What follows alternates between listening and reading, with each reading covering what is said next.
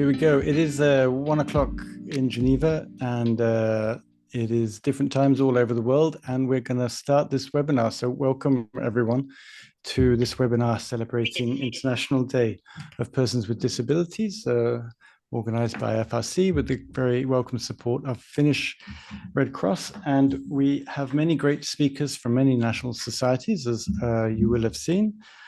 We have Palestinian Red Crescent, Kenya Red Cross, Bangladesh Red Crescent, Costa Rica Red Cross, Guinea Red Cross, Turkish Red Crescent, and many people joining from many national societies around the world.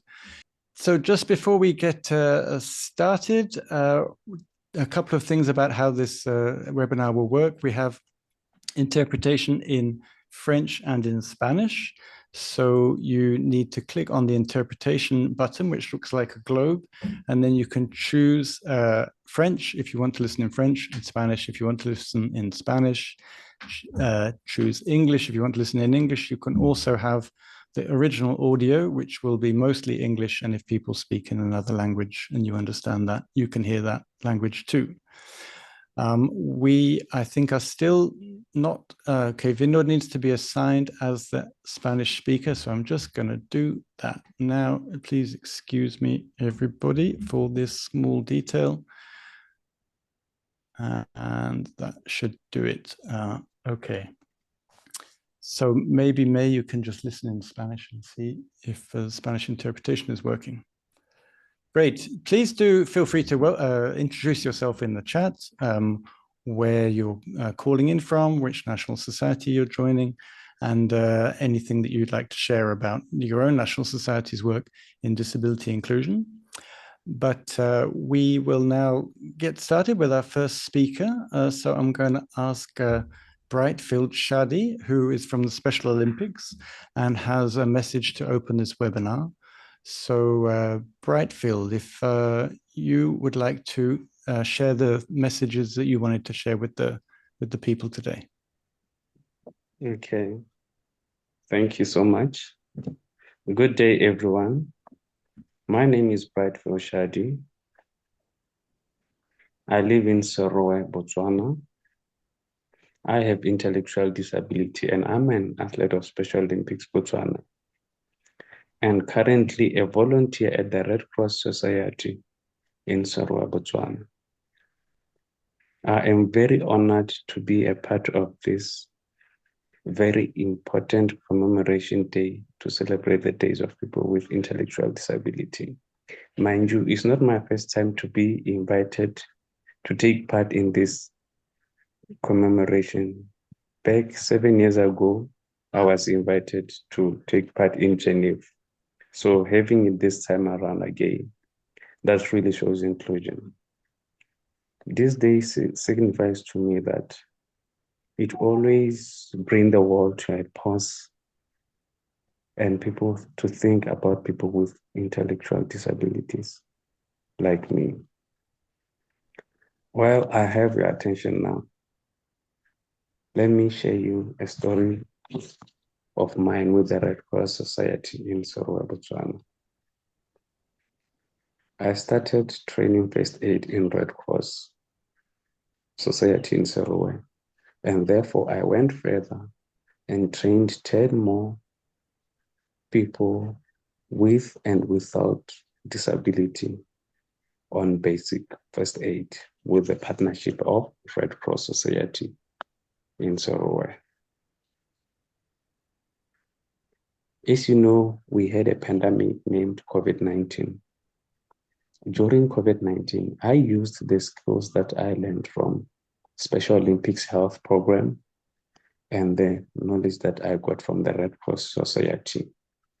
That's when we came up with an event that was named Healthy Wednesday, where each and every Wednesday, I will meet with other Red Cross Society members and other Special Olympics athlete leaders to go to a school and teach them about how to take care of themselves during the pandemic.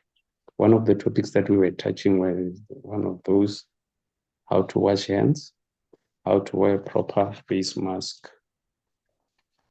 And mind you, as you know, that COVID-19 have affected a lot of people with disabilities more than anybody. So my story demonstrates that people with IDD, that means simply intellectual disability, they can have meaningful roles in their society. I urge you today to involve people with intellectual disability, or let me say people with disability, in your organizations and in your daily workplaces. Let us participate not only in benefits, but in prosperity of those people living with disabilities. Remember, the only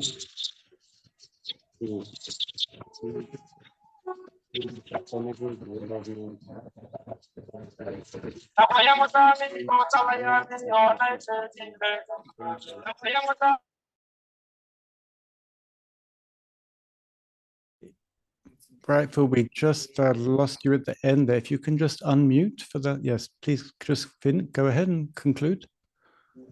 Okay.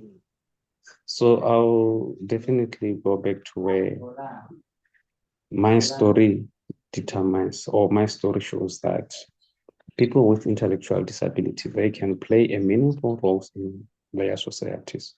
For example, me, I have been trained by Red Cross to be a first aider, and also trained by Special Olympics to be a healthy messenger. I use those knowledge to benefit the people in my community. That shows that we are not disabled, but differently abled. Last but not least, remember, the only way to achieve truly sustainable development is through inclusion. Include us, people with disability, in your workplace, and make sure your workplace are suitable for all, are capable to accommodate people with intellectual disabilities. That's the only way how we are going to reach or achieve our sustainable development goals. Thank you and have a nice day. Brightfield, thank you so much for that wonderful statement. We've got lots of hearts and thumbs up and clapping, and it's a great reminder of the importance to be as inclusive as we possibly can be. Thank you for sharing that. And as you can see, Brightfield's working with the Special Olympics, and we have this long-standing partnership between IFRC and Special Olympics, so we're particularly happy to have this engagement today.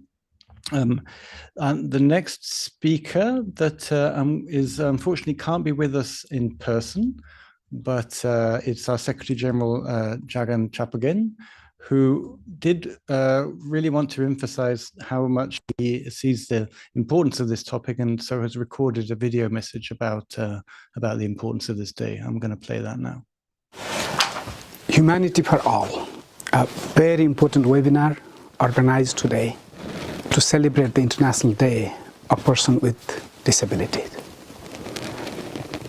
As you know, in the IFRC network, we have been doing a good work. We have been doing the right thing for over 100 years. But it's extremely important that we do the right thing in a right way. And the Strategy 2030 outlines that when it introduced the notion of values, power, and inclusion. The notion of inclusion means we are an inclusive organization, and including the aspects of people with disability in our institutional framework, in our programming approaches, but also in a way how we network, how we partner, how do we build up our systems is critically important. We are still in a phase of development when it comes to the issue of disability inclusion in our institution, in our program, and in our approaches. So that's why this webinar becomes extremely important, where we can share our ideas, where we can learn from each other, but where we also can commit to make sure that inclusion becomes a part and parcel of our organizational DNA. I encourage you to inspire each other so that the issue of disability inclusion just doesn't become the tick-the-box exercise, but we actually include it in our DNA.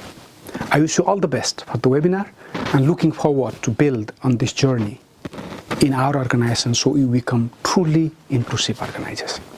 Thank you.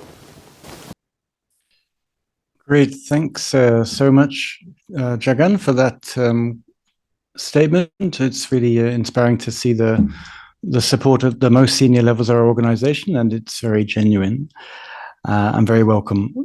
So we'll move on. We have lots of speakers today, so apologies that we'll rush through a little bit, and each of these speakers could certainly speak for a whole hour about their experience, but we really wanted to show the reach and the breadth and the wide variety of different activities that national societies are doing around the world. So we have one speaker from each region, and I will go first to Dalal Al-Taji from Palestinian Red Crescent, who you can all see on the screen now, an old friend and old colleague, and we're very grateful to have Dalal with us today, speaking from Gaza. And you'll all know what a challenge that can be just to be able to have a connection at the moment, and not to mention the extremely difficult situation at the moment. So Dalal, if you can just unmute yourself, you're muted at the moment.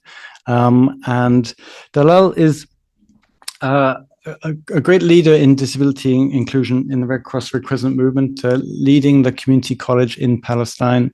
And we've been discussing the situation recently. Dalal, maybe, I mean, we're all aware of the incredibly difficult situation in Gaza at the moment. Can you share with us from Palestinian Red Crescent perspective, what are really the most critical issues facing persons with disabilities at the moment? First of all, I'm Dalal Al-Taji from Gaza, and as Stephen said, an old friend and an old colleague, which I really appreciate. I'm really honored to be able to participate in this webinar because of the importance of raising awareness to the situation for persons with disability and inclusion within the ICRC, PRCS, IFRC community. It's interesting, Stephen, you said that it's a challenge to actually participate in this webinar because I had to plan a few days before to get a good internet connection, because I want to be able to have the opportunity to convey my message and show the challenges that persons with disability in Palestine as a whole and in the Gaza Strip at the moment and the PRCS and how they're managing. I'll try first to introduce, talk about the reality of persons with disability within this current situation, and then I'll talk about the challenges faced by PRCS and how it's working and what the PRCS is providing. Sorry. I mean, when you talk about the reality of the persons with disability in the Gaza Strip, after the 7th of October, there has been an increase in the persons with disability. It's not easy to give an accurate statistics due to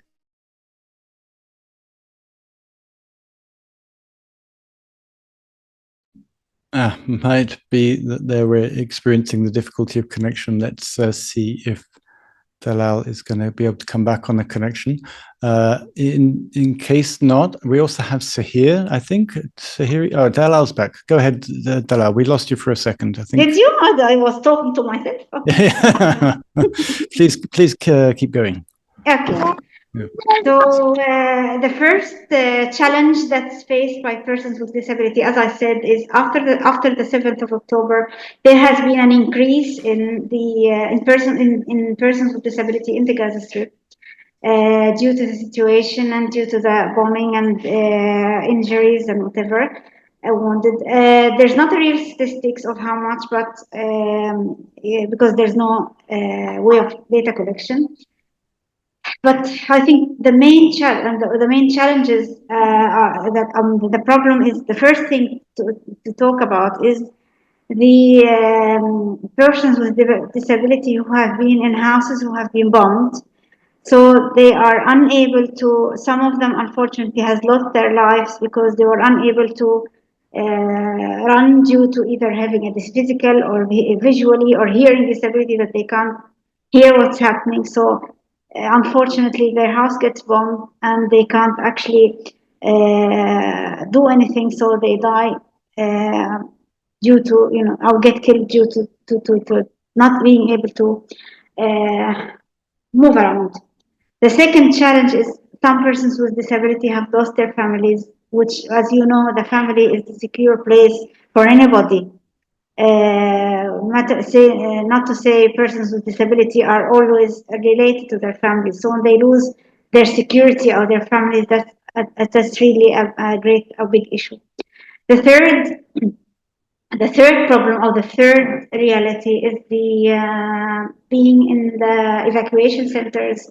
We can't say that there are evacuation centers. A lot of them are living in tents or in schools, which have no basic life basics, not water, no electricity. If they have electricity, it's not easy. Water.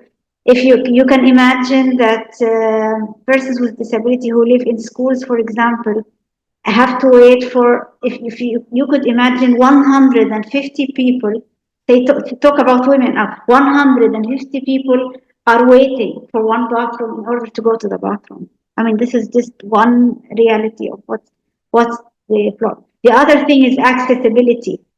The evacuation tents or evacuation centers, whether they be tents, whether they are in hospitals, whether they're in schools, they are unable to move around due to that there's no accessibility.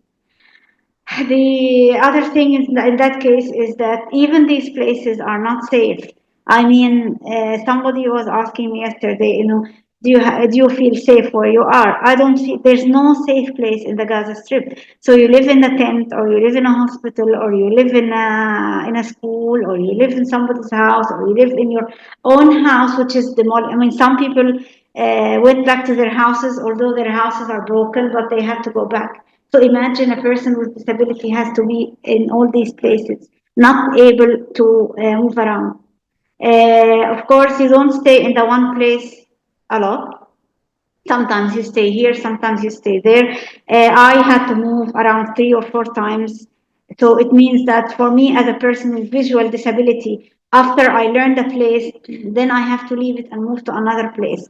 I lived in the college. I'm living now in a hospital. I lived in a tent. I lived in a house. I lived everywhere you could imagine. So that's really a big issue. Persons with hearing disability are unable to get batteries for their hearing aids due to the lack of equipment. Also, some persons with disability who, as you know, maybe have health problems, which means that they can't find medication because it's not easy, and some medication are not available, or if they are, they're very, very expensive because they're not available always. So that's also a challenge.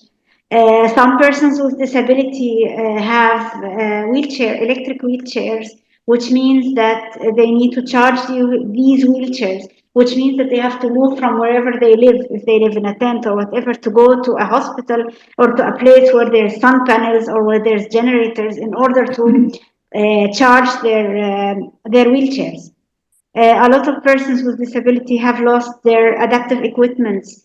Some people, because of they had to leave their houses, which meant that their houses got bombed and demolished, so they lost everything. One would ask, why wouldn't they be able to take things before they leave? Because unfortunately, there is persons with disability are. You don't, when you get evacuated, you don't get warning except maybe a few minutes before. So you just leave your house. I left my house and thinking that I will be coming in a few weeks. So it's not easy. So you've lost some persons with, for example, visual disability have lost their canes. Some persons have lost their Perkins. I personally lost a lot of my books. I lost my cane. So adaptive equipment that needs to be with you all the time have been either lost or damaged that you can't use it, or if you can, it's not easy to fix. So these are the main reality or main challenges that are faced by persons. The last, I think, is the protection. Mhm. As you all know, the International Convention on the Rights of Persons with Disability, in its Article 11, has talked about the danger situations where there's protection for persons with disability in conflict and conflicts, or in armed conflicts. But unfortunately, this is not implemented. We have no, as persons with disability. I mean, you know that usually in disaster situations, you find out that people who are in vulnerable situations, such as women, children, and persons with disability, are always, not to say left behind, but they're always left till the end. So they're the weakest of the community. So that means that they're not getting all the services they need. Another issue, before I talk about what PRCS is doing, is unfortunately the loss of a lot of organizations, such as there's organizations such as the hospital, Sheikh Hamad Hospital for persons with amputation who need amputation has been lost. A lot of organizations. The General Union of Persons with Disability in Gaza has been lost. So this is another issue that is always as a challenge. Yeah, thank you, Dalal. That's such a long and sad list of very difficult issues to manage for persons with disabilities. You've explained it so clearly. I know we could unfortunately speak for much more about that. But you've been sharing with us some of the key things that National Society is trying to do. Yes, that's what I was going to. Please go ahead. Yeah. The Palestine Redressing Society is working, and I'm talking about in the whole of Palestine, on two things. First thing is the community services, where they're working on trying to help persons with disability be included within universities and colleges and schools and centers, such as in the West Bank. They're working on including persons with hearing disabilities who have who have finished high school or professional high school, let's say, in places where they can learn crafts, or where they can learn aspects to manage themselves. The other thing is that some of them are getting sign language interpretation and sign language dictionaries in order to raise awareness for the persons with disability, for the importance of sign language. We've been also working on advocacy, which I think is the main important thing, is advocacy and awareness raising to the rights of persons with disability in Palestine. The PRCS has participated in working on the Palestinian law on the persons with disability, where it needs a lot of correction. They worked on the report that's for the United Nations on the Convention on the Rights of Persons with Disability. Also, we've worked in the Gaza Strip mainly because of the situation at the moment on data collection. A lot of the staff on the PRCS are going to persons who have been injured with schools and whatever, and to try and work out what are their needs. And this is a challenge, because you can say what are their needs, but you can't always fulfill them due to the situation and due to the siege and due to the expenses of these equipment.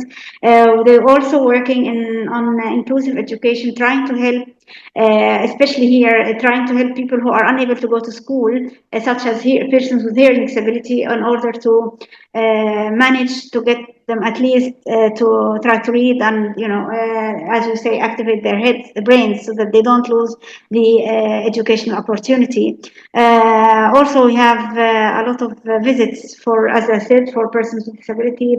The PRCS has established PRCS camp, which is, of course, evacuation camp for persons with disability, especially hearing disability, in order to help evacuate them there and help. There's a lot of services within this camp, such as they're able to get communication through the internet. They're able to get accessible bathrooms. But of course, living in a tent is living in a tent. whatever it is. So these are the basics, basically things that our PRCS is working on. Yeah. A lot. The challenge we face is the protection. This is the last thing, as I said last time. The main challenge we face is protection and availability of equipment and availability of services due to a lot of checkpoints or due to whatever bombings and whatever. So that's basically what the PRCS is working on, and I really appreciate your inviting me to this webinar, and I'm ready for any discussion. Thank you so much, Dalal, and we greatly appreciate the many messages coming in the chat saying how wonderful it is to hear about your work and the work of PRCS. And I think we all wish that we could have opportunity to speak more, and we will do that, in fact. We're not quite sure when yet, but we are very much hoping and planning to have another webinar with Palestinian Red Crescent, with Dalal, to have just dedicated time, and hoping in the future to have webinars with each of the national societies who have something to share on disability inclusion. We'll talk a bit about that later. As I said, we'll unfortunately have to go quickly through the different speakers. So well, thank you, Dalal, for your what you shared with us. It's greatly appreciated, and I think really touched everybody's heart of the critical situation.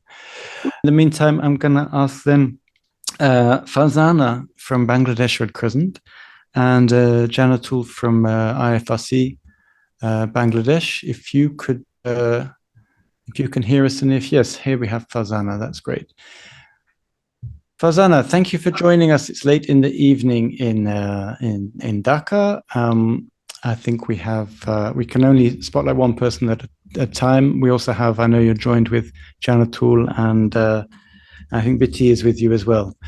Bangladesh Red Crescent has been also working a lot in collaboration with a number of organizations on including persons with disabilities in the work you're doing across the country, in Cox's Bazar, and also in many of the operations. And I think you wanted to share with us some of the ways in which you've managed to establish that collaboration, particularly with the Center for Disability and Development, CDD. So if you could just share a bit about this collaboration, how did it start, and how did it develop? Thank you, Stephen. I'm from Bangladesh. Farzana, I think your microphone is just a bit behind your scarf. So if you can, yeah, that's great. It's okay. That's much better. Yeah, go ahead. Okay. Thank you, Stephen. So I'm from Bangladesh Red Crescent Society and working as a PGI focal. We work with the CDD, and that is the Center for Disability in Development. We started with CDD from 2018. This collaboration includes both emergency situations and long-term development programs. CDD actually provides technical supports and various types of training to better addressing the needs of people with disabilities, including the flood resilient programs and long-term programming, and also emergency responses with their technical supports.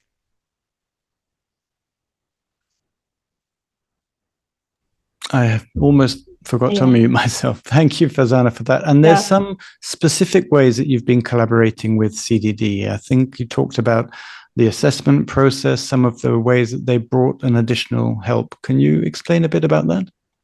Okay. Actually, CDD has assisted BDRCS with some of the specific ways like assessment, technical expertise, assistive devices, and also sharing procedures.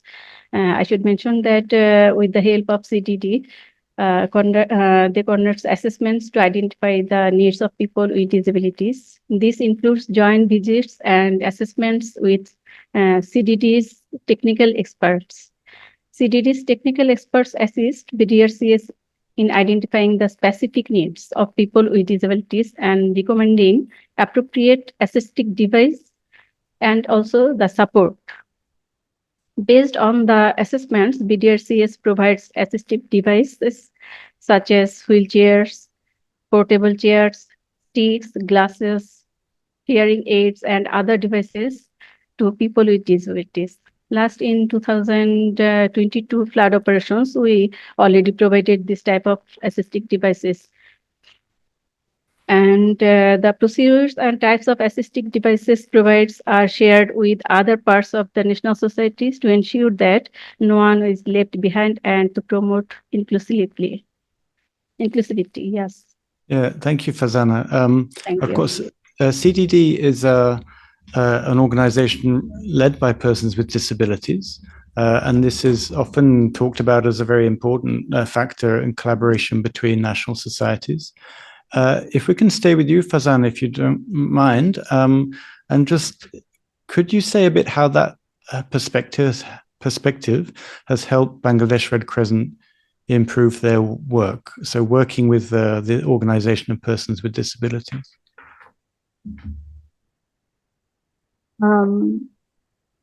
Actually, CDD, not only the CDD, another organization that is CRP, Center for the Rehabilitation of the Paralyzed, we also worked with them. So maybe Jannatapa working with the IFRCs, she is also one of the part with us. She will express from our sides. Okay, thank you, Farzana. Yeah, Jannat, maybe you can share a bit about how these collaborations have worked out. Are you on a separate line? Yes, there you are, Jannat. Okay. Yes, I am. Thank you, Stephen and Farzana as well. This is Jannat from IFRC Bangladesh delegation. Yes, we are also working with persons with disabilities with taking technical support from CDD and CRP as well. It's a long journey with such kind of organization. It's not that we are only providing the assistive device. With working ICRC, Bangladesh Red Crescent Society also work for the rehabilitation program as well. So we are coordinating, basically we working in a network. It's called cluster network under the government supervision. So from this network, we collaborate with CDD. And as you know that Bangladesh Red Crescent Society has been working for the people with disabilities for long term, and still it's much familiar with the other among the other organization. They also know that Bangladesh Red Crescent Society has contributing in the to work with these people. So this is how we are impacting this group of people to address them and address their needs as well. Still we are initiating to take advocacy with the government to how we can provide support during the evacuation time, because still we have gap, we don't know how to evacuate this kind of people. So we have gap and challenge as well. So CDD is taking the initiative to train up our staff and volunteers regarding on this. So I think this is the impression how BDRC is working and contributing in the government and also with the other organization. Thank you. Yeah, thank you very much, Jannat. And maybe just a last question to you about the work in Cox's Bazar. Many people will remember and know the very severe crisis that's still ongoing. And there was quite a lot of work to make the provisions in Cox's Bazar accessible. Could you just share a little bit about that, how that worked in collaboration? Okay, as the same thing, we are maintaining our collaboration with the CDD to support the people from displaced from the Myanmar. So we are collaborating with CDD to support them to address their specific needs, and considering these needs, we are providing assistive device along with the cash support, because we found multi-dimensional of impairment. So those who don't need actually require the assistive device. So on that case, we consider the cash support. For to improve their livelihood, or they can take doctor support, or if they need, they can spend that kind of cash support. So this is the way we are collaborating with CDD in Cox's Bazar PMO, and also we maintain the cluster coordination to support these persons with disabilities, and in protection, considering the protection issues, we also maintain the other organization like Save the Children, UNICEF, and also UNFPA to support, to ensure their protection as well. Wonderful. Thanks so much, Janet. That's, I think, particularly interesting, the flexibility of the cash assistance, and can be quite empowering in that way. Thanks for sharing that. So thank you to our speakers from Bangladesh. We'll have to move on. As I say, it's just the beginning of a long conversation that we hope to have within IFRC around disability inclusion, and been very interesting to hear those insights. Alors, Kadiatou, c'est bien si vous gardez le caméra allumé, en fait. D'accord. Voilà, c'est très bien. Et donc, super. Alors, Kadiatou, c'est un peu la même expérience. Vous avez aussi fait ce travail de faire l'engagement, de faire une consultation avec les personnes vivant avec handicap. Et est-ce que vous pouvez expliquer un peu, surtout cet engagement et cette consultation, quand vous avez essayé d'intégrer les avis, les intérêts des personnes dans la programmation de la Croix-Rouge guinéenne? OK. Merci beaucoup. Alors, moi, je suis Kadiatou Fofana. Je suis en charge de tout ce qui est CEA, REC et PDI à la Croix-Rouge guinéenne. Donc, grâce à la mise en œuvre de l'approche PDI au niveau de la société nationale, également l'implantation d'un projet qu'on appelle COVAX avec l'appui de la Croix-Rouge française, on a eu à toucher au-delà des minorités ethniques, les prisonniers, également les migrants, on a eu à toucher les personnes qui vivaient avec handicap. C'était une des cibles majeures du projet.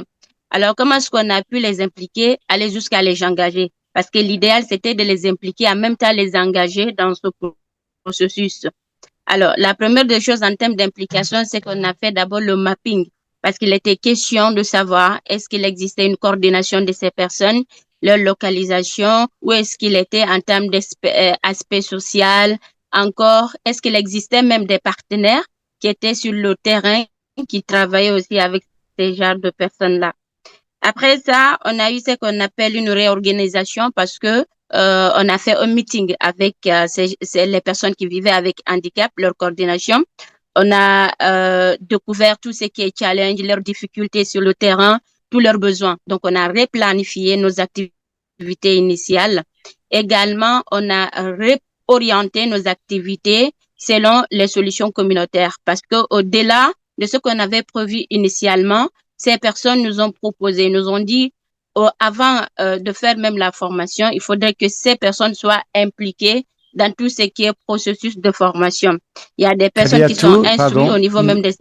Kadiatou, désolé de vous interrompre, mais l'interprétation en anglais, il y a un petit problème dans le son. Donc, la personne qui interprète en anglais actuellement, c'est très coupé le son. Donc, est-ce que... Ouais, c'est très... on n'entend pas très bien. D'accord. Oui, peut-être approcher... Donc... Oui, c'est mieux comme ça, si vous approchez le microphone un peu plus. Oui. D'accord, ça marche. Est-ce que faudrait que je reprenne alors ou je peux résumer ça pour qu'elle comprenne? On va peut-être juste parler un peu plus lentement. Mais là, je pense que c'est bien. Donc, je vais juste vous poser une autre question et on va aussi partager avec tout le monde la vidéo que vous avez enregistrée. Qui explique un peu plus en détail, mais comme on n'a pas beaucoup de temps. Mais la chose qui était vraiment intéressante, c'était le changement d'engagement avec le Croix-Rouge guinéenne, mais aussi les personnes vivant avec handicap. C'était vraiment une collaboration qui a changé un peu cette relation. Est-ce que vous pouvez expliquer juste un peu, c'était quoi vraiment le changement le plus intéressant? Alors, le changement en termes d'engagement, c'est ça? Oui, c'est ça. OK. Alors, le changement d'abord en termes d'engagement, ça a commencé du moment où on s'est imprégné de leur challenge sur le terrain, des difficultés qu'ils faisaient face sur le terrain, au-delà de l'évaluation initiale que nous avons fait au préalable. Et la deuxième des choses, c'était la replanification de nos activités suite à leurs propositions, parce que nous ont proposé, ils nous ont dit, avant même de descendre sur le terrain, il est préférable que vous fassiez une formation. Dans cette formation, il faut inclure les personnes qui vivent avec handicap. Il y a des instruits parmi nous. Et la troisième des choses, c'est quoi? C'est qu'au-delà, avant même dans tout ce qui est processus de sensibilisation, il faut que la personne qui est porteuse d'handicap soit la même personne qui va aller envers les autres personnes qui sont porteuses d'handicap pour faire la sensibilisation. Donc, ça a idéalement changé au début parce que nous, on avait prévu que les volontaires allaient se déplacer pour aller, mais on a changé l'approche, on les a engagés. Donc, c'était ces mêmes personnes qui étaient formées, également parties aussi pour faire la sensibilisation. Excellent, merci beaucoup. Oui, c'était très claire explication. En fait, pour beaucoup de gens dans les Croix-Rouge, Croissant-Rouge, c'est en évidence vraiment de travailler en partenariat avec les personnes, mais c'est un très bon exemple. Malheureusement, on va devoir vous laisser là, Kadiatou, mais c'était un bel exemple. Et comme j'ai dit, on va faire plus d'engagement avec les sociétés nationales. Et puis, pour tout le monde qui aimerait avoir plus d'informations, on va partager la vidéo que vous avez fait. Donc, je vous remercie pour cette contribution. Et on va... Merci à vous, Kadiatou. So thank you, everybody. We're just saying thank you to everyone. I hope you were able to get most of that in the translation. If you weren't, it's always an interesting insight to see when you're in a situation where the environment isn't conducive to be able to participate, and a bit of an insight into what it is like to live with a disability when the conditions are not there for you to be able to fully participate. I would now turn to Milena from Costa Rica Red Cross. Are you with us, Milena? Yes. Great. Okay, so thank you for joining us very early on. We'll see if we can get you spotlighted. But one of the things really that we wanted to hear from you, Milena, was about a lot of the work Costa Rica Red Cross has done to have an inclusive volunteering environment so that anybody, whatever their disability or ability, is able to engage as a volunteer with Costa Rica Red Cross. Could you explain a bit about this program? Sure. First of all, I would like to emphasize that in Costa Rican Red Cross, everyone can be a volunteer, since at 8 years children, right, until a 96 years old elderly person. How can we do this? First of all, if someone reaches out one of our local branches, they start the same process that everyone else. Induction, receive the trainings, and according to their profile and desires, they can choose to be a social volunteer, a youth department, professional, or even a first aid member volunteer. Then, with the communications department, we are working to reach out people by social media. So we have campaigns which show people with disabilities, which motivates them to apply to our programs. The representation is essential to get diversity in our organization. And the best way to recruit volunteers is through the peers networks. For example, if we have a volunteer with a disability that is studying in a technical school, they invite their friends and peers to join. Their own experience starts by itself. That's the way that we are doing right now. Yeah, thank you for sharing that, Milena. you were explaining a bit about some of the ways that you accommodate people who have a particular disability. So if they want to engage as a volunteer, but the task isn't something it's easy to facilitate, you make some adjustments. So could you share maybe one or two examples of how you make those adjustments, those accommodations? Yeah. When people apply to be volunteers, we discuss with them about what they would like to do, what they are able to do, and what we can offer them, and we try to find the best match. A very important thing is always include the caregiver or the parent if we are talking about a minor, and so they can be supported as needed. For example, in one case, there was a volunteer who was blind, so he was assigned to answering emergency calls and dispatching the paramedics to the right location. And also, we have a solidarity fund for our volunteers, so when they have any need as a consequence of an emergency or personal situation, we could help them with vouchers for food or maybe with technical devices. And finally, in Costa Rica, all our volunteers have an insurance, but in the case with people with disabilities, we analyze their level of disability, and according to this, we choose the best insurance for them. Thanks, Milena. And I understand that this is really part of an overall approach of Costa Rica Red Cross, right? To have an inclusive organization and quite well supported by the governance and by the management. And that's not always the case in perhaps every organization. Can you share a bit about how you're being supported and the benefits of that, and maybe any ideas about how other national societies can help to cultivate that? Mm-hmm. Yes, indeed. And in our case, there is a very strong support of all levels. The governing board leads the Social Inclusion Commission, and we have a social inclusion policy. And in fact, inclusive Red Cross is a main goal across the organization. So all the departments must develop each year activities that promote inclusion in all levels, at the internal level, right, recruiting volunteers, but also at external level with the community. These goals are tracked by a dashboard and are part of our national standards. And because of this, each department has to ensure that their programs are inclusive. If they don't know how to do it, they can ask support to the central headquarters. Excellent. Yeah. So making it not really a question, making it mandatory, but then also providing support so that if people want to engage and maybe need some help, they get that.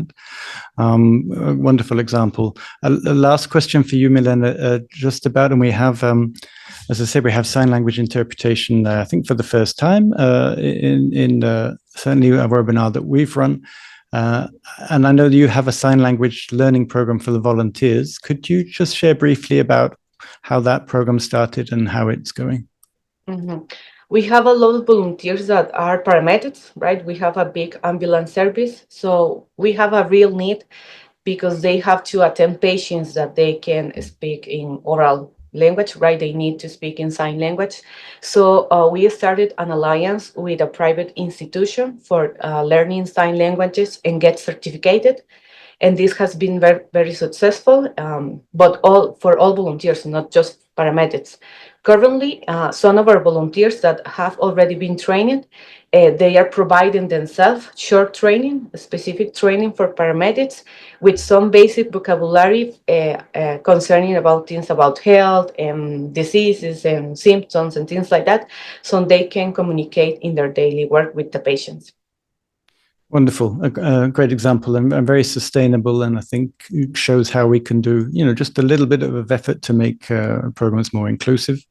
And I'll just again remind people who just joined, or in case you hadn't noticed already, we have in the interpretation bar French and Spanish, but also sign language interpretation. If you're interested to see what international sign language looks like, you can choose it says American Sign Language in the bar. It's actually International Sign Language. You can have a look and see what it looks like to have our wonderful sign interpreters, Sam and Laura, who are doing a wonderful job. Thank you very much, Sam and Laura. So thank you to Milena, and we'll come to our last speaker now. Wilson, I'm afraid we still didn't manage to get a way to hear and see you, but we will share the information about Kenya Red Cross's work perhaps after the webinar. Okay. We'll just go, before we try it one more time, last time with Wilson, to come to Leila from Turkish Red Crescent. Hello. Oh yes, Wilson, we can hear you. Yeah, actually, Yes. sorry, my apologies. I think my device had an issue, and my really deepest apologies. No problem. It's great to have you with us. Yes. Unfortunately, we'll have to rush a little bit as time is moving on. But many things that Kenya Red Cross has done over many years in disability inclusion, and it's a very impressive program. A lot of collaboration with CBM, as many people might know. Perhaps the most striking thing is this really all institution approach. So there's policy development, there's institutional support. Maybe you could just share with the people on the webinar about the policy and the 7 principles of accessibility, how that was developed, how it's going. Okay, yeah, well, yeah, thank you very much, everybody, and thank you for having me here. Just to quickly go into straight to the key points. I must say that, first of all, institutionalizing disability inclusion has really not yet been easy. It's a journey. And aside from that, just to get to know, just to bring to our attention that we first of all began by doing a quick accessibility audit, which was done sometimes last year. And from these particular accessibility audit findings, we were able to quickly develop a framework based on the recommendations. And this, we had to partner hand in hand with the CBM Global, the Finnish Red Cross, as well as the Danish Red Cross, and also brought on board some of the local key players, which for this case includes the National Councils of Persons with Disability, as well as the other organizations of persons with disability within Kenya. So based on this, the first things first that we went and looked into was to review our disability mainstreaming policy. And from this particular policy, again, which was again also embedded based on our PGI policy, we had to make a number of commitments, again, based on the Accessibility Go resource, again by CBM Global.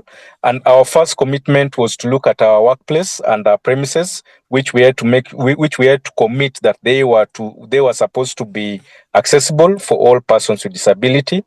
And again, for the sake of those who are in this particular webinar, we looked at who will be responsible for this particular first commitment.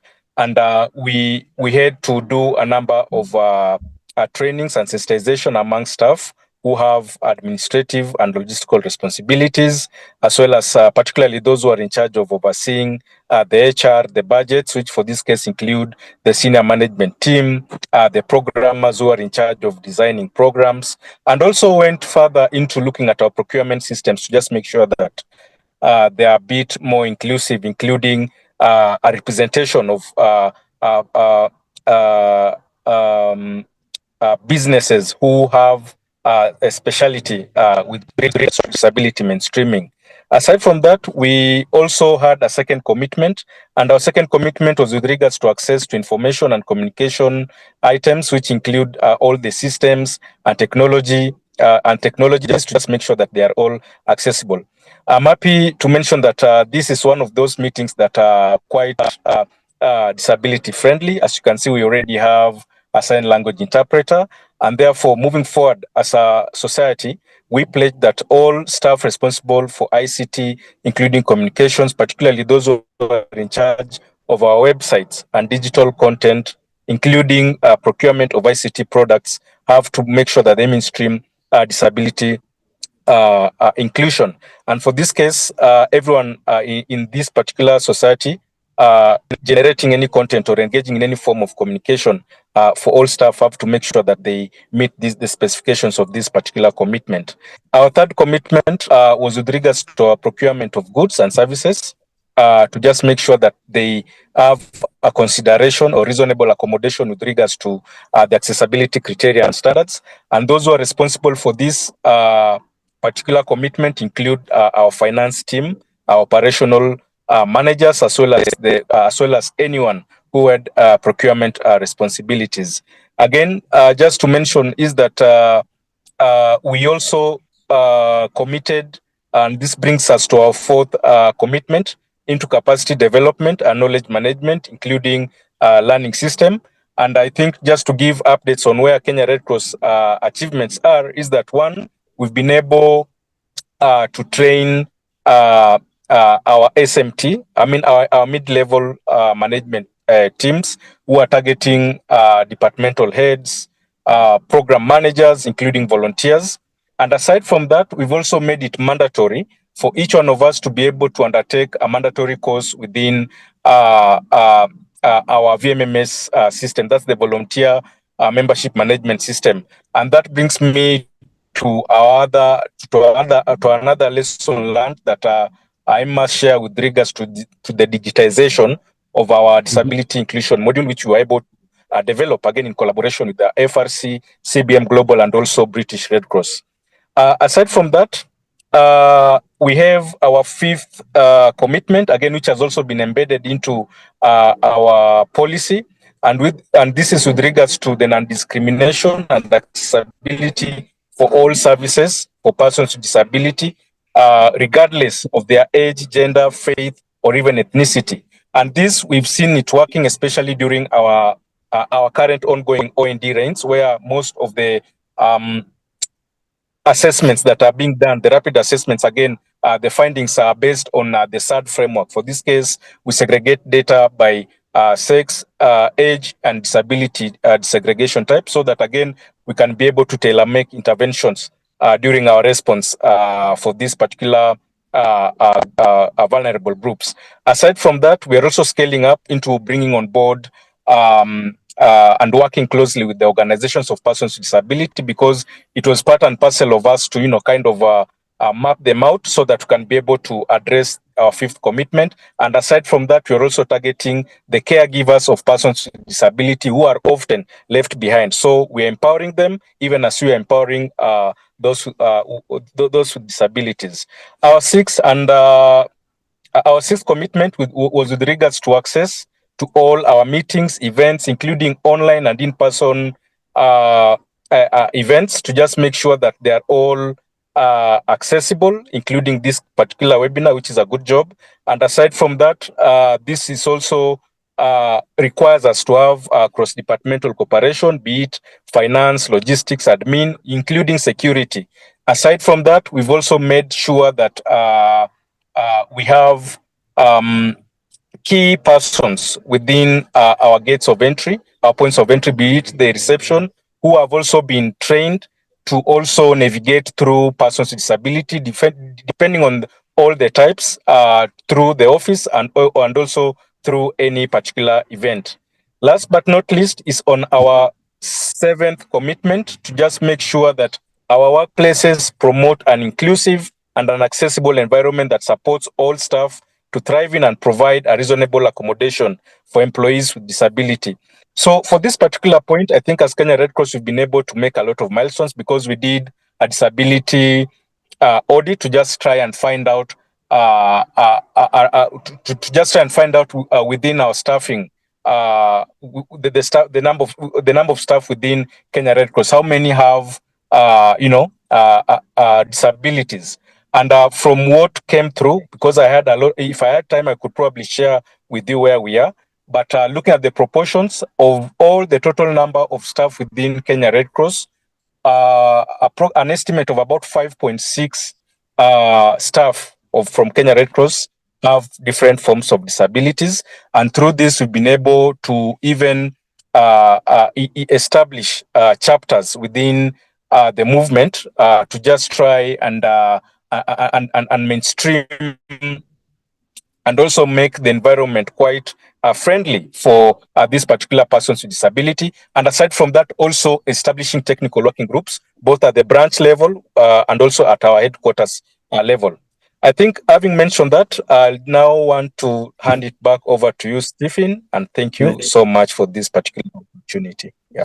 Thank you, Wilson. Extremely clear, so much to share, and you managed to pack it all into a very short and concise summary of those 7 principles. And I think it was a really good demonstration of how, doing an assessment and then doing a policy and really working out the details helps us to implement the kind of inclusivity that we want to do. So thank you very much for sharing that. And we will make the policy available for those who want to see. So we'll come to our last National Society speaker before we head to a brief time for questions and answers and some closing. So Leyla from Turkish Red Crescent, hope you're still with us. Yes, surely. Great.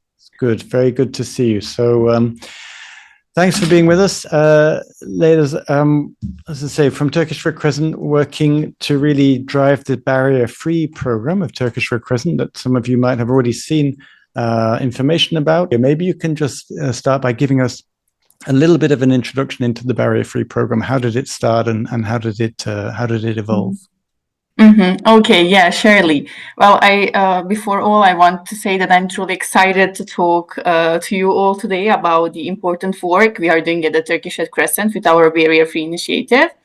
So as you all know, maybe from the 2015, our global community has recognized the need to better include people with disabilities. And yet here we are in 2024, and there is still so much more we can do. And I hope that this meeting is a great chance for us to get re-energized and turn our plans into action. So if we just think about this, that over 1 billion people around the world live with some form of disability, and our work isn't just about helping out. It's about treating everyone with the respect and dignity they deserve. And now, just as Stephen said, just let me tell you a story that really shows what we are all about in the TRC. So as maybe one of my friends mentioned before, during the pandemic, the COVID-19, those were tough times for everyone. A group of people with disabilities came to our branch office in Ankara and didn't ask for any help. They want actually to help others. And they started by helping us pack food to give to those in need. And their enthusiasm was contagious, and it led to something bigger. Then we blinked, and in 2021, we officially started the barrier-free branch within our organization.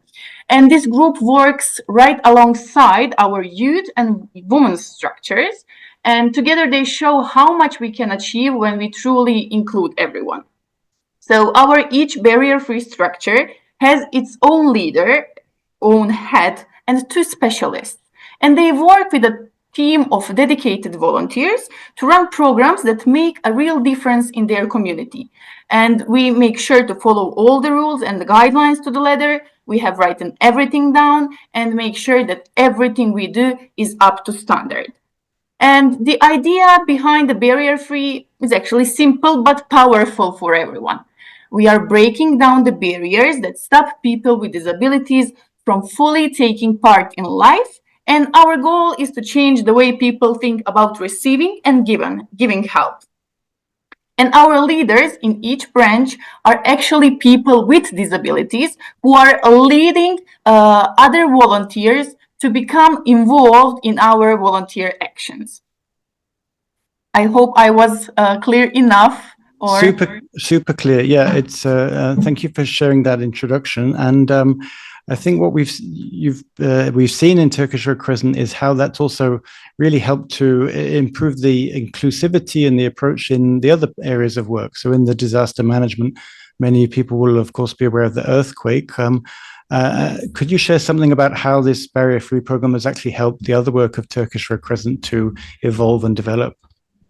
Yes, for sure. I mean, the video that you will show a little bit after is actually one of the showcase how we make those people actually involved in the also our actions while disasters. During our earthquake response, which happened last year in before 2 years actually in February. During that earthquake response, for example, our program leaders, our barrier-free leaders, use their networks to find out what disabled people needed the most, like medical support or mobility aids, and they made sure we provide these. Beside these, after those first days of disaster, in the following days, we had our barrier-free humanitarian aid distribution vehicle.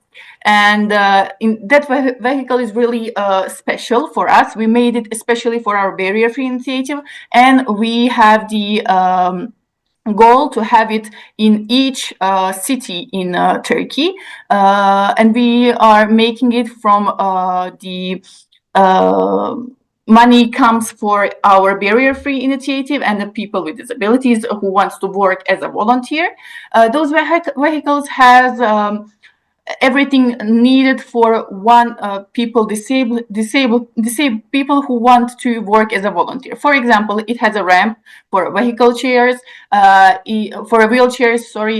It has Braille alphabets on everything that is written inside for anything placed out in a vehicle. Near that also there is a sound effects for those who cannot read, who are blind, etc., etc. And that was the first bigger step we had with our barrier-free initiative in the Turkish Red Crescent. Excellent. Yeah, thank you for those real good insights into the nature of the program. Just before I do share this, short 1-minute video that will give everybody here a bit more of an idea. Could you just explain a bit about how, the barrier-free program is organized at the branch level? Because you put a lot of effort into making sure that the processes and the procedures are inclusive as well. So how does that work? Well, as more people just joined, we structured the program to better integrate disabled volunteers into our operation. And now we have near 100 of branches having a specific team, the barrier-free team, including a leader and 2 specialists, and they are managing this program effectively locally. And as I said, each team lead is someone with disability, ensuring that they are represented in our leadership and decision making. And I can say that we have in Turkey 514 branch, and now we are near 100 of them having a barrier-free initiative in their branch. They are working besides youth and women, and as I said, we put everything down on paper. We write all the policies, all the agreements, all the needs, all the obligations for the team lead. We wrote down all the options we need, like what the team lead has to be, people with disabilities, in which school level has it to be, which age gap they have to be, etc., etc. We thought about the small details, how we can just make the program better, and still here we are growing and learning every day, just more and more about how we can improve our initiative. Yeah, and I think we really see how that has worked well. Very similar to, what Wilson was just sharing. Really going into a lot of detail, and I think all of the speakers are really showing that there's, the value and the principled and the ethical approach to disability inclusion, but it's also a lot of effort and work and attention to detail, right? And really bringing those two together. Yeah, so, just as Wilson, it was Wilson, right? Or yes, from Kenya. Yeah. He also mentioned that we are still working and still learning and still trying to make Kızılay, Turkish Red Crescent barrier-free in every matter, not just one initiative in each branch, but we are trying to make it barrier-free in their web pages. The Turkish Red Crescent is really huge. It's as I always said, it's big machine, and it will take time for us also to make it barrier-free in every way. But we are working for it. It's a never-ending task, really. Social media, buildings. We are also having the sign language courses. We had first aid for blind people organized, where we just had each person took this course. Assistant, we just allow them touch everything, to know what is where, and we had really that really great project, I can say, for that first aid course. I have to stop you there, Leyla, because we just do want to share this short video. Let's just go with this short video from Turkish Red Crescent.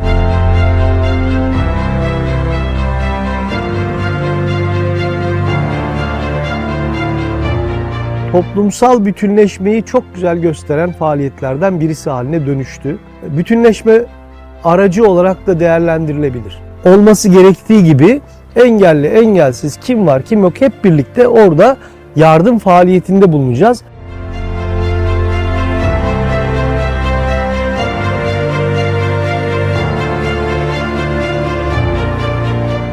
Herkes gibi aynı anda, aynı zamanda, aynı yerde hizmet verebilmek onur, gurur verici bir olay. Görme engelli veya ortopedik engelli bu araçtan hizmet alırken ihtiyaç sahibi, ona göre sesli butonlar var, ona göre veya kabartma var dışarıda, okuyabilir hangi alandan hangi hizmeti alacağı noktasında. Türk Kızılay'ın bu çalışmasıyla artık engelli bireyler toplumun her bir ferdi gibi hem hizmet alabilen hem hizmet verebilen kişi olacak.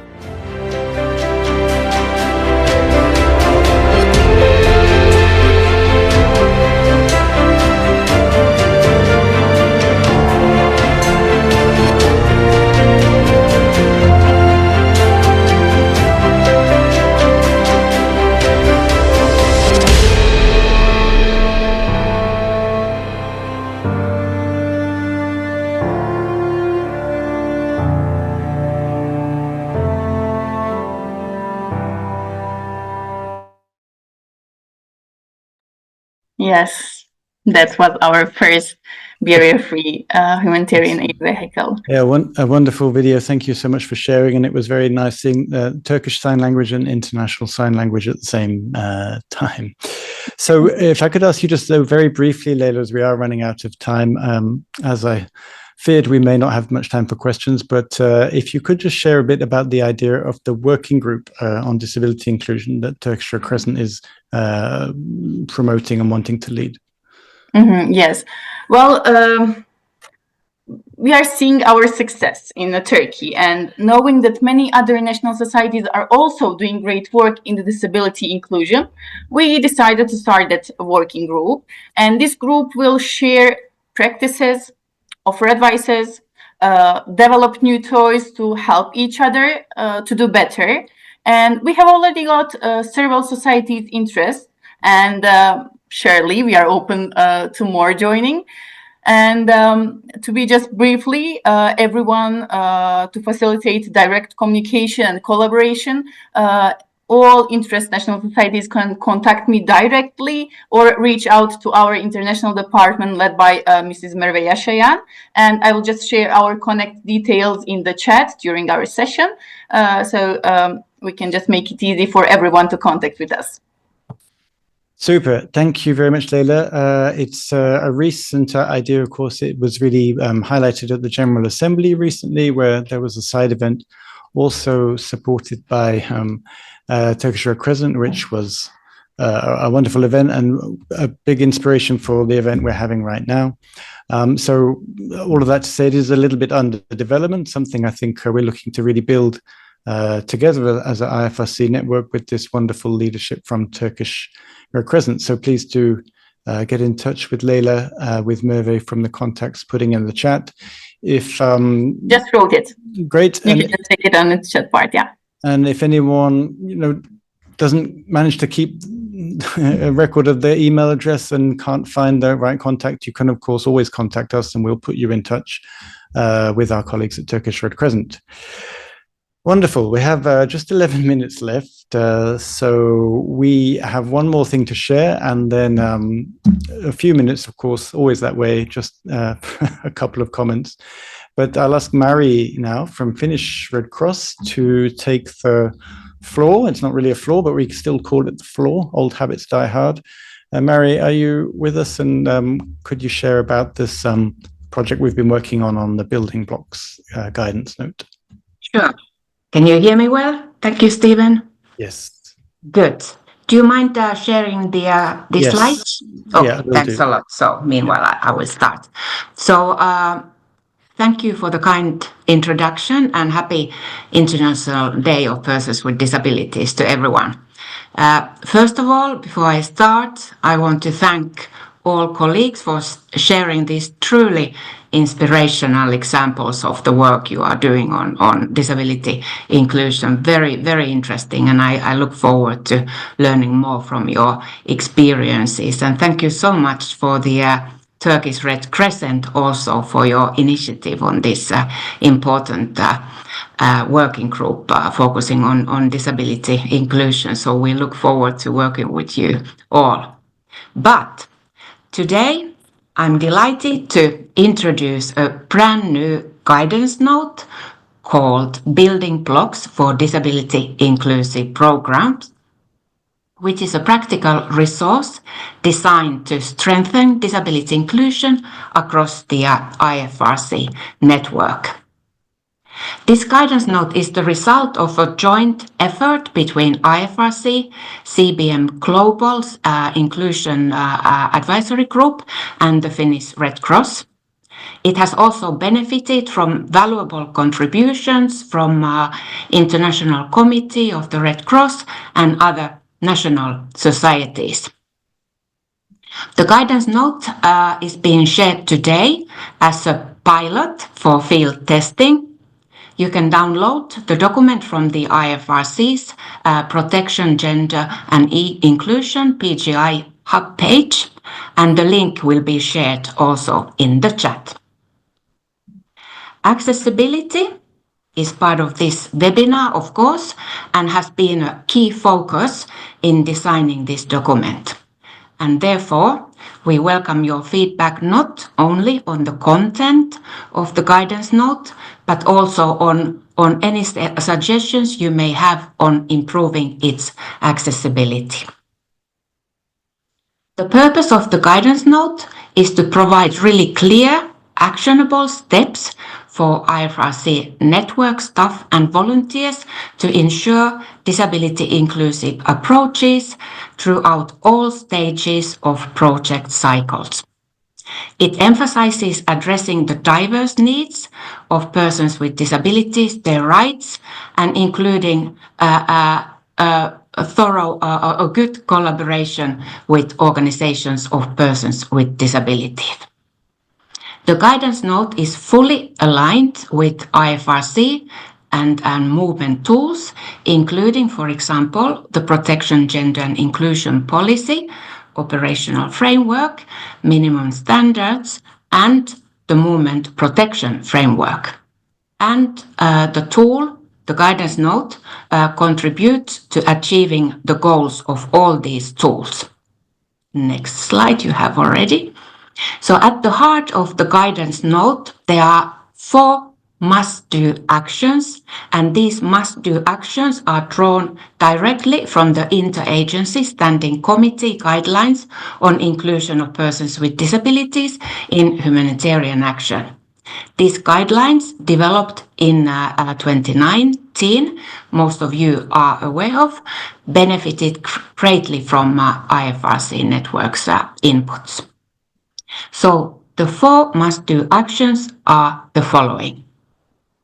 Ensure meaningful participation of persons with disabilities at all stages of programs and projects and decision-making. Identify and remove barriers to inclusion, whether physical, communication-related, attitudinal, or institutional. Empower persons with disabilities and build capacity, including through mutual respect, dignity, and two-way communication. Last but not least, collect, analyze, and use disaggregated data to ensure evidence-based and inclusive planning and implementation. At the center of these actions is inclusive budgeting.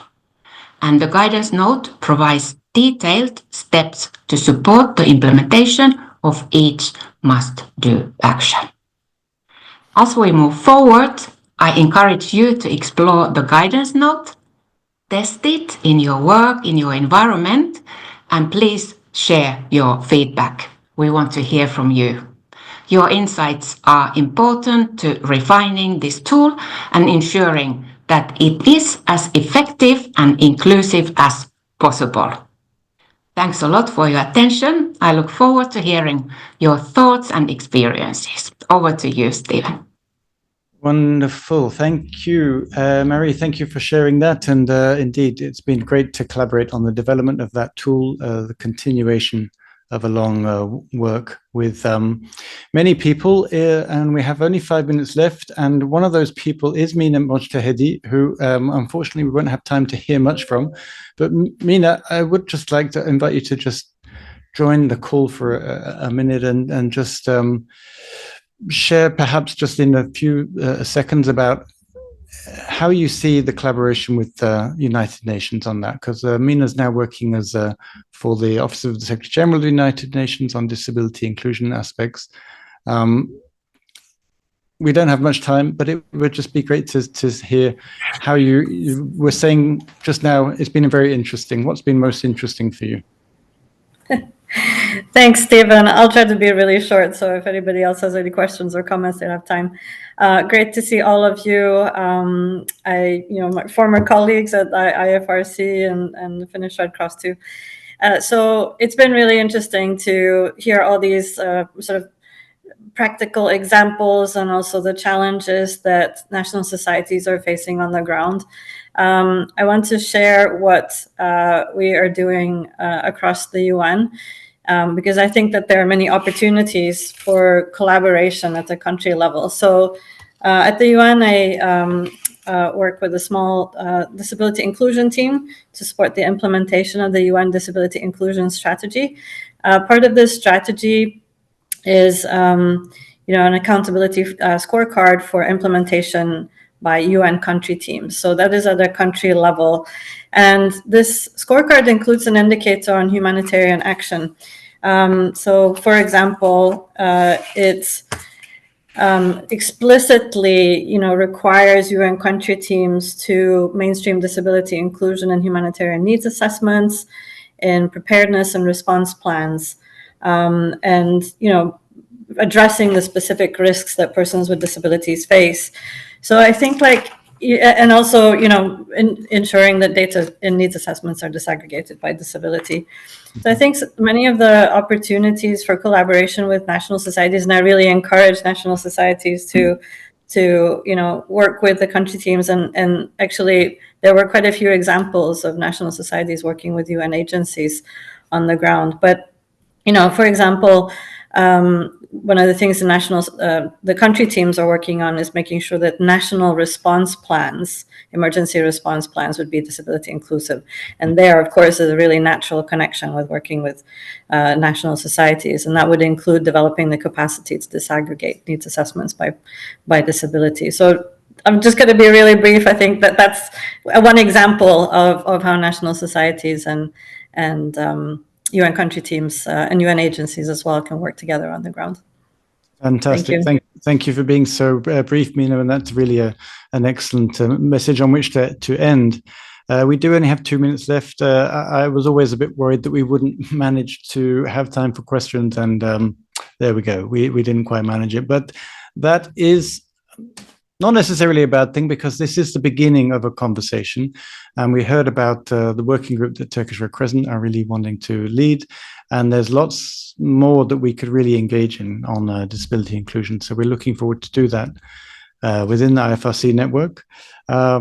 We've come to the end of the webinar. We've heard from all over the world so many inspiring stories. We heard at the beginning from our colleague Brightfield from Special Olympics. We heard the engagement from Dragan, our Secretary General, and we heard these inspiring stories of policy development, of program development, of engagement, of inclusive volunteering, of collaboration with organizations of persons with disabilities, collaboration with the United Nations, collaboration with other organizations like CBM working on disability inclusion. And we heard from Marie and from the Finnish Red Cross about the new guidance note that's been developed that we have shared. We very much look forward to your feedback and engagement on that. And think that it could really be a very useful tool for us to engage further. So many resources, so many tools, so little time. We do hope to have more webinars on this theme. Please do get in touch with me. You should all have my email if you've joined the webinar. You can also email disability.inclusion@ifrc.org. And you can also just connect with us on the PGI Hub, which we've put some links in the chat, pgi.ifrc.org. And we will, of course, send a short thank you to everyone and a reminder of how to connect with us after the webinar. So thank you so much to all the speakers. Thank you so much to the wonderful people supporting me here. You've seen a bit in the room, May and Audrey and Guatemala. And thank you to you all for your comments and chats and engagement. And thank you so much to Sam and Lara who've been signing away. I hope some of you have found that useful to the interpreters. And thanks for being here. See you next time. And good evening, good night, or good morning for some of you. Okay, bye-bye.